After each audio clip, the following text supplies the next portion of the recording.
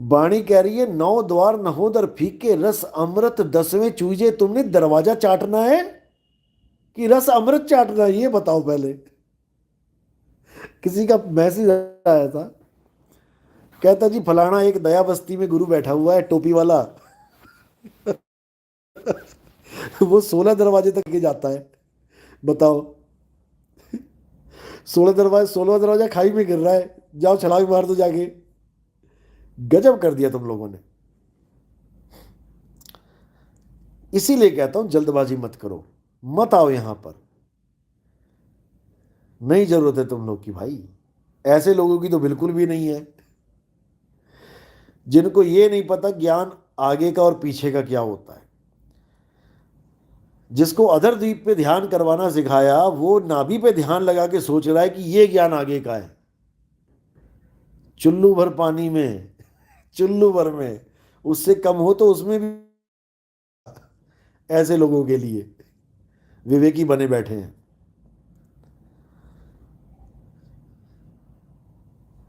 प्रभु का सिमरण सबसे ऊंचा। नाभि ऊंचा नहीं है। जो कोई सोच रहा है कि नाभि में ध्यान लगाना बड़ा ऊंचा ज्ञान है, अरे मूर्खों, शरीर में ध्यान लगा रहे हो, शरीर शरीर के ही होके रह जाओगे। समझा समझा के थक गए, पर तुम्हारी समझ में ना पड़ी ये बात। देही ज्ञान सब जगत बखाने। उस दया बस्ती वाले का वो सत्संग सुन लो, विहंगम चाल वाला क्या बोल रहा है। नाभि से चलोगे त्रिकुटी में, त्रिकुटी से चलोगे अकल कला में, अकल कला से चाल चलोगे आगे और कमल मिलेंगे, और कमल मिलेंगे, और कबीर साहब वहां तक लेके गए, वहां तक लेके गए। जब वहां तक धर्मदास पहुंच गया तो कबीर साहब ने बोला, धर्मदास ये भी सच नहीं है, बताओ। अरे जब कबीर साहब ने धर्मदास जी को बोल दिया कि ये भी सच नहीं है, ये भी सार शब्द नहीं है,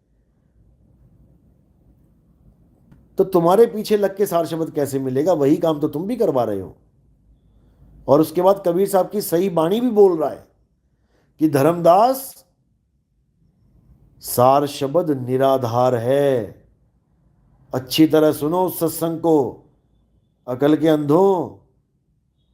अपने मुंह से अपनी पोल खोल रहा है वो कि मैं आधार वाली भक्ति करवा रहा हूं, और कबीर साहब निराधार की भक्ति कहते हैं। संतों सार शब्द निराधारा, जहां तक बिना आधार के पहुंचा जाएगा। जैसे एक पक्षी उड़ता है बिना आधार के और सीधे आसमान में पहुंच जाता है। पक्षी पहले नाभि पे, फिर त्रिकुटी पे, फिर अकल कला पे, फिर फलानी कला पे, फिर फलानी कमल पे नहीं जाता। कब समझोगे? वो सीधे विहंगम चाल अपनाता है, क्योंकि शब्द विहंगम चाल हमारी। अब कितनी बार एक ही बात बार बार रिपीट की जाए? तुमको इतनी परख नहीं है कि आगे का ज्ञान क्या होता है, पीछे का ज्ञान क्या होता है। राधा स्वामी वालों ने इतना अच्छा बताया कि योगी मुनि जपी तपी सन्यासी ये नीचे के कमलों में उलझे रह जाते हैं सारी उम्र, 6 कमलों में। हम सीधे त्रिकुटी से आपको सैर करवाएंगे आगे की। कितना इजी वे में समझा दिया कि नीचे का ज्ञान क्या है और ऊपर का ज्ञान क्या है। तुम लोगों से लाख गुना अच्छे हैं वो लोग, समझदार, जिनको इतना तो पता है नीचे क्या होता है, बीच में क्या होता है, ऊपर क्या होता है। तुम लोग को कहां की भक्ति दी थी और कहां खाई में गिर गए तुम लोग जाके। ये दो चार पांच जो हैं, जो सोचते हैं आगे का ज्ञान मिल गया, अब वहां पे अटक गए हैं। बीच में 2-3 के मैसेज भी आ गए कि गुरुजी आप सही बोल रहे थे, इसने तो बड़ा बुरा अटका दिया बीच में। अब कह रहा है 7 साल से पहले सारचमत नहीं देगा। अब अटके 7 साल, अब अटके 7 साल, निकल गई हवा। यहां तो 6 महीने में तुम सोचने लगे कि कुछ हो नहीं रहा, कुछ हो नहीं रहा। अब वहां 7 साल सुन के हवा निकल गई। बैठो 7 साल, लगाओ नाभि पे ध्यान, तुम्हें भी आनंद आए जैसे नरेला वाले भगत को आनंद आया। हमारा ही भगत था वो, बहुत प्रेमी भगत था। 1 साल तक नाभि पे ध्यान लगाया, पेट की हालत खराब हो गई, चक्कर जागरण हो गया, सारा सिस्टम पेट का खराब हो गया। और जब गुरु को पूछता है कि गुरुजी मेरा तो पेट खराब हो गया सारा, वो कहता है अरे मुझे तो पता नहीं इस बारे में, ऐसा भी हो जाता है। अरे तो क्यों गलत साधना दे रहा है भाई? जब तुझे पता ही कुछ नहीं है कि कैसे कब क्या हो जाता है, तो क्यों लोगों के साथ खिलवाड़ कर रहा है? जब उसने क्लास लगाई इस गुरुआ की, तब भागा भागा फिरे। तब सीधे पूछा उसने कि मुझे विहंगम चाल बताओ क्या होता है, मैं तो आपके पास आपका विहंगम चाल वाला सत्संग सुन के आया था। तब क्या बोल रहा वो? कहता बस यही है जो हमारे पास है, हमने दे दिया। शर्म आनी चाहिए ऐसे लोगों को। हमारे सत्संग सुन सुन के विहंगम चाल की बात कर रहे हैं, और चाल क्या पकड़ा दी उसको? नाभि पे ध्यान लगाने वाली मछली की चाल। फिर नाभि से जो उल्टी हवा पवन जाएगी त्रिकुटी तक, ब्रह्मरंध्र तक, उसको ये कहेगा हाँ अब ठीक है। अरे यही तो करते आए हैं सारे आज तक। नाभि से उठ के ब्रह्मरंध्र तक ही तो जाते आए हैं सब प्राणी योग में। तुमने क्या नया दे दिया? अटका दिया बेचारे को बीच में। ऊपर से उसकी जमीन 15-15 लाख की जमीन हड़प कर ली। हड़प तो क्या करी, अभी रास्ते में अटका पड़ा है, अभी देखेंगे क्या होता है। 15 लाख की जमीन बिना उस बंदे को इन्फॉर्म किए पावर अटर्नी करवा ली इसने, ये दया बस्ती वाले ने। अभी इसकी हालत खराब होने वाली है जब वो फॉर्म में आ जाएगा तो, अपने परिवार के साथ, गांव वालों के साथ। ऐसे गुरुआ लोग ठगते हैं लोगों को। मैं इसीलिए बार बार समझाता हूं कि भाई जल्दबाजी मत करो। ऐसे ही गुरुओं के पास अटक जाते हैं भोले भगत, और ये तो जाल बिछा के बैठेंगे। इनका काम जाल बिछाना है, और जो जो फंसता जाएगा उसको लूटते जाएंगे। इसलिए इन गुरुआ लोगों से होशियार रहो।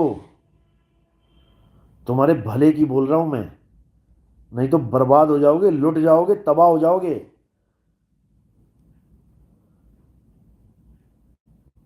उसने बंदे ने केवल बैठने के लिए कि चलो सत्संग होगा, किसी का भी सत्संग होगा, बैठने के लिए जमीन दी, उंगली पकड़ाई, उंगली, और वो महाराज जी सिर पे चढ़ गए, बिना बताए पावर अटर्नी करवा ली।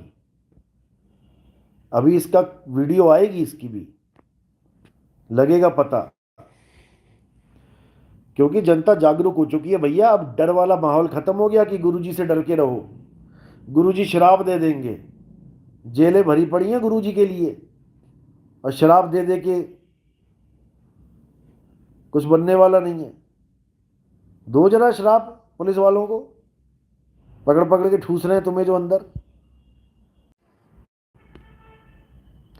क्योंकि तुम गुरुआ लोग हो, गुरुआ, ठग, पैसों के लालची, जमीनों के लालची। तुम्हारे बस की बात नहीं है कि तुम किस मुक्त कर पाओ। तुम्हारा तो अपनी मुक्ति का चक्कर पड़ा हुआ है। तो भाई अभी संभल जाओ, सुधर जाओ, भक्ति करो और करने दो। ये विहंगम चाल तुम्हारे बस की बात नहीं है सत्संग करना इस पे। अगर आमने सामने कभी डिबेट हो गई ना, तो रास्ता नहीं मिलेगा तुम्हें निकलने को। जो तुम विहंगम चाल पे सत्संग कर रहे हो और पकड़ा रहे हो नाभि पे ध्यान। कोई भी यूट्यूब चैनल पे आता है हमारा सत्संग सुन सुन के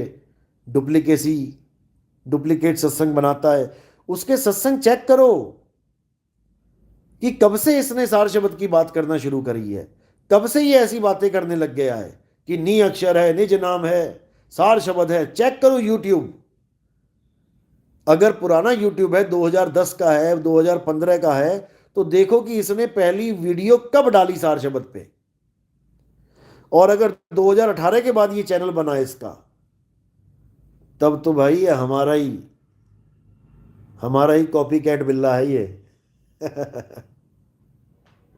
मैंने बोला कि कितने मेंढक आएंगे, ये वही मेंढक हैं, धीरे धीरे करके निकल रहे हैं बाहर, क्योंकि बरसात हो चुकी है। बरसात हो चुकी है, मेंढक भर भर के निकले हैं, टरटरा रहे हैं। लेकिन आपने खूब समझदारी से काम लेना है। वो सतना वाला कनफुक्का 5-5 हजार रुपए अकाउंट में डलवा रहा है, हमारा बीजक लेके, हमारे ग्रंथ का, हमारे आश्रम का बीजक लेके वो अपनी दुकान लगा रखी है। बताओ उसने, अरे तेरे गुरु का कौन सा ग्रंथ है, तू अपने गुरु का ग्रंथ दिखाना भाई।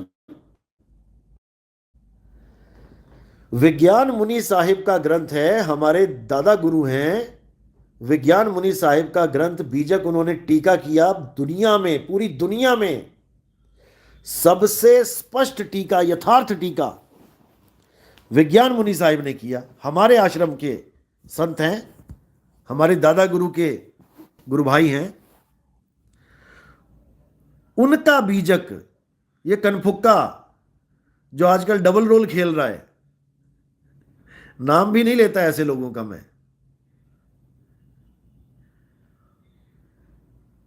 वो बीजक हमारी दिखा दिखा के लोगों से पैसे ऐंठ रहा है। 5-5 हजार रुपए अकाउंट में डलवा रहा है, उम्र के हिसाब से। 40 की उम्र है तुम्हारी तो 100 रुपए पर मंथ के हिसाब से दो, 50 साल की उम्र है तो 150 के हिसाब से दो, 60 साल की उम्र है तो 200 के हिसाब से दो। ये तो फीस फीस लगा के बैठा है ये उम्र के हिसाब से। और देता क्या है, कान में फूंक मार देगा तुम्हारे। ऐसा धंधा बना लिया इन लोगों ने संतों की वाणी का। विवेक जगाओ। 2018 से मैं हर सत्संग में यही बोल रहा हूं, विवेकी बनो, लूट खा जाएंगे तुम्हें ये गुरुआ लोग, खत्म कर देंगे तुम्हें। लेकिन नहीं समझ में आ रहा।